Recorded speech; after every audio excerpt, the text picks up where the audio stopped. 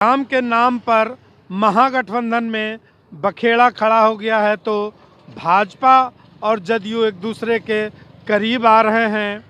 दोनों ओर से रामचरितमानस का पाठ भी किया जा रहा है।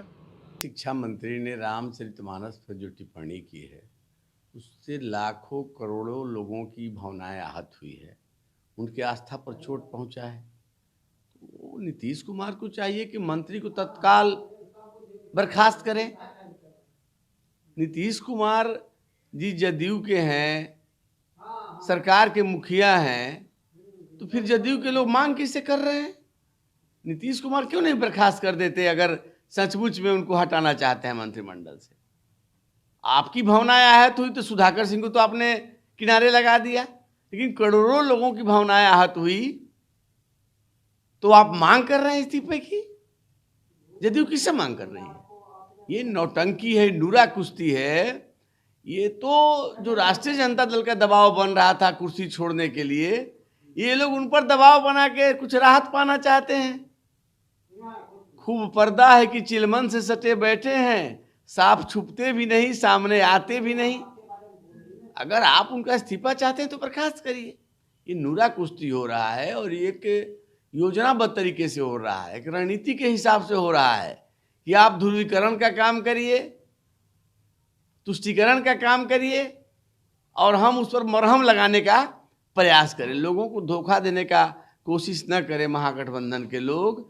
अगर सचमुच में जदयू के लोग नाराज हैं, कांग्रेस के लोग नाराज हैं, तो मुक्ति दिलवाएं, बर्खास्त करें नीतीश कुमार मंत्रिमंडल से चंद्रशेखर। राम के बहाने जदयू नजदीक आ रही है बीजेपी के, ये भी कहा जा रहा है कि बीजेपी के नजदीक आने का सवाल नहीं है। राम के बहाने राष्ट्रीय जनता दल पर दबाव बनाना चाह रही है जदयू, ताकि नीतीश कुमार को 24 तक मोहलत मिले। 2024 तक वो मोहलत मांग रहे हैं। राष्ट्रीय जनता दल 2023 में कुर्सी छोड़ने का दबाव बना रहा है।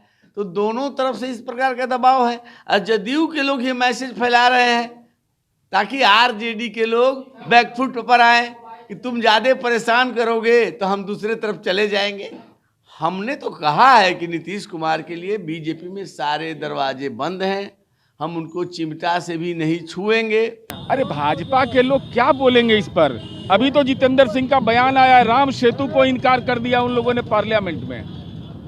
उन्हीं के मंत्री है पार्लियामेंट में जवाब देते हुए। नरेश अग्रवाल ने क्या कहा था पार्लियामेंट के अंदर में, वीडियो निकाल के देख लीजिए, मेरे पास वीडियो है। इसलिए भारतीय जनता पार्टी के लिए राजनीति का मुद्दा हो सकता है, हमारे लिए सम्मान का मुद्दा है। चंद्रशेखर जी को माफी मांगनी चाहिए। अब वो जाने वो क्या करेंगे नहीं करेंगे, वो जाने, हम नहीं जानते। संविधान है ना, अरे संविधान के तहत न्यायपालिका है ना, इन चीज़ों पर विमर्श करने का अधिकार न्यायपालिका को है। राजनीतिक मंतव्य देने की इस पर कोई ज़रूरत नहीं है। चाहे वह बाइबिल हो, कुरान शरीफ हो, या रामायण हो, या महाभारत हो, वो आज़ादी है, लोग पढ़ेंगे। अगर आपको कोई मंतव्य पर असहमति है तो संविधान है, और संविधान भीमराव अंबेडकर का है। तो जो रामायण के पर सवाल उठाएंगे वो डॉक्टर भीमराव अंबेडकर पर सवाल उठा रहे हैं, वो डॉक्टर राम मनोहर लोहिया पर उठा रहे हैं, और साथ ही साथ राष्ट्रपिता महात्मा गांधी पर भी सवाल उठा रहे हैं। माफी मांगने को तैयार भी नहीं है अब वो जाने माफी मांगे ने, हम कहते हैं हम अपने आप को लोहिया से, हम लोग को ज्ञान लोहिया जी से कम है, गांधी जी से कम हमको ज्ञान है, और अंबेडकर जी से तो बिल्कुल कम ज्ञान है। देखिए, ये बयान आपत्तिजनक है, उनको बयान वापस लेना चाहिए। सब लोग जानते हैं कि हमारी पार्टी का, हमारे नेता का कभी भी बीजेपी के साथ जाने का इतिहास नहीं रहा है, और सेकुलरिज्म और सामाजिक न्याय ये हमारे पार्टी का यूएसपी रहा है। और अगर वो इस तरह की बात कर रहे हैं तो उनको अपने सामने आईना रखना चाहिए, गिरेबान में झांकना चाहिए। 6 महीना पहले तक उनकी पार्टी वो कहाँ थे? ये विवाद का विषय नहीं हो सकता। ये बेवजह का हमारे विरोधी के झांसे में हमारे सहयोगी भी फंस रहे हैं। हमारे माननीय शिक्षा मंत्री जी ने कोई रामचरितमानस पर, भगवान राम पर सवाल नहीं खड़े किए। जिस चौपाई को लेकर के ये बवाल मचाया गया है, ये साजिश है हमारे विरोधियों का, बीजेपी का, असली मुद्दे से ध्यान भटकाकर इसी तरह के मुद्दे को हवा दी जाए। उनका कहना है कि आप बीजेपी के पिच पर खेल रहे हैं। अरे हमको बीजेपी पर पिच के खेलने की आदत नहीं रही है, हम अपने पिच पर खेलते हैं। ये पिच कोड़ने वाले लोग, मुंह में राम बगल में छुरी वालों से दूरी हम लोगों की रही है और रहेगी। ये बीजेपी तो पिच उधेड़ने वाली है। तो रहा है जिस तरह से अभी कुछ दिन पहले राष्ट्रीय अध्यक्ष नड्डा आए थे और वैशाली से जिस तरह से सरकार पर आरोप लगाया था, और उसकी प्रतिक्रिया में जेडीयू ने कोई ऐसी बात नहीं कही जो लगा कि भाजपा को भी उसी अटैकिंग अंदाज में ये जवाब दे रहे हैं।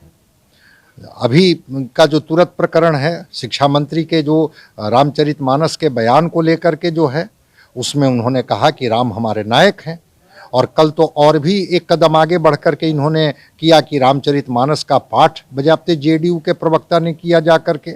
जेडीयू के नेताओं ने हर मंच पर, हर जगह जहां भी इनको मौका मिला अपनी बात को रखने का, उन्होंने कहा कि नहीं, रामचरितमानस तो नफरत का ग्रंथ हो ही नहीं सकता है, राम तो इस देश के आदर्श हैं। कल एक जेडीयू की प्रवक्ता ने कहा कि राम तो इमाम हिंद हैं, राम को कैसे कोई चुनौती दे सकता है और रामचरितमानस को कैसे कोई कह सकता है। तो वो जेडीयू जो कल तक भाजपा पर बहुत आक्रामक थी, भाजपा को हर जगह चैलेंज करने की स्थिति में थी, सत्ता से किनारे करने की बात कर रही थी कि 24 में वो स्थिति नहीं बनेगी जो 14 में है, और वही जेडीयू अब एक तरह से भाजपा का जो राम और रामचरितमानस के एजेंडे पर बिल्कुल उनके साथ खड़ी दिख रही है। तो इससे तो लगता ही है कि नज़दीकियां बढ़ रही हैं। वहीं दूसरी तरफ आरजेडी जिस तरह से हमलावर है नीतीश कुमार पर, चूंकि जेडीयू में एक व्यक्ति ही जो स्थापित हैं या सर्वमान्य हैं वो हैं नीतीश कुमार जी, और वो सीधे सीधे, चाहे वो सुधाकर सिंह हो, विजय कुमार मंडल हो, जो भी लोग हैं वो नीतीश कुमार को सीधे सीधे चुनौती दे रहे हैं।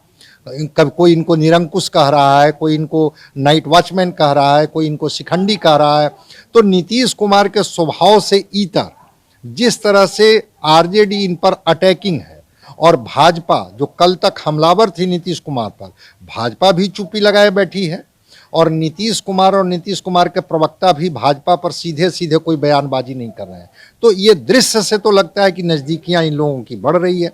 अब अंदर खाने में, राजनीति में तो संभावनाएं हमेशा खुली रहती हैं, और नीतीश कुमार तो इसके लिए जाने जाते हैं कि वो हर दरवाजे, हर खिड़की को खोल करके रखते हैं कि अगर जहां कहीं कोई अटैकिंग हो और अगर हमें कोई डिफेंस लेने की बात हो तो हम उस रास्ते से सीधे सीधे निकल जाएंगे। तो नीतीश कुमार और नीतीश कुमार की पार्टी के लोग भाजपा के प्रति जो इतना सॉफ्ट दिख रहे हैं, इतना सॉफ्टनेस ऐसा था नहीं। क्यों दिख रहा है ये तो भविष्य के गर्त में है, लेकिन संभावना से इनकार नहीं किया जा सकता है कि नज़दीकियां बढ़ी हैं, एक दूसरे के ऊपर आक्रामकता घटी है। जेडीयू अब उस एजेंडे पर आगे बढ़ने लगी है जो एजेंडा भाजपा का है। राम का एजेंडा हो, रामचरितमानस का एजेंडा हो, राम जन्मभूमि का एजेंडा हो, अयोध्या का एजेंडा हो, हर एजेंडे पर जेडीयू उनके साथ खड़ी हुई दिख रही है। तो लग तो रहा है कि एक नए समीकरण की दिशा में चीज़ें बढ़ रही हैं। क्या होगा ये तो दूसरा लेना। शिक्षा मंत्री चंद्रशेखर के बयान से बिहार का सियासी पारा 7वें आसमान पर आ गया है। महागठबंधन में जहां सिर्फ फुटबॉल वाली स्थिति है, वहीं जेडीयू भाजपा के नज़दीक आती दिख रही है। अब देखना ये दिलचस्प होगा कि पूरा बाकिया बिहार में किस तरीके का राजनीतिक उलटफेर करता है। रंजीत, ईटीवी भारत, पटना।